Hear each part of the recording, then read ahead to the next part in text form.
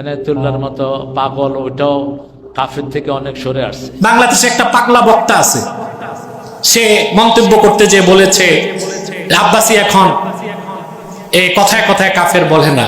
আরে পাগলা, তুমি তো 1990 সালের রিজেক্ট মাল। এখনো তুমিও কুফর করলে আব্বাসী তোমাকে ছাড়বে না, কাফের ফতোয়া দিবে।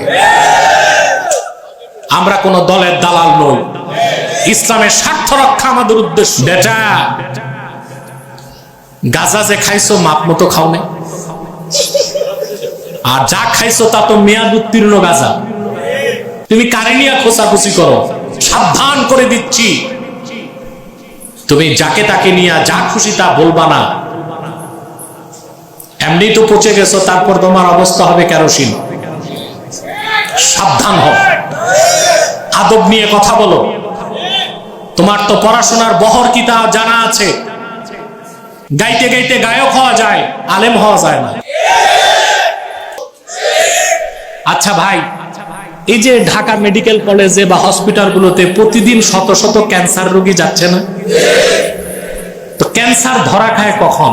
ডাক্তার বলার পরে না আগে? শত শত রোগীকে প্রেসক্রাইব করে ডাক্তার যে আপনার ক্যান্সার আছে। এখন দোষ কি ডাক্তারের?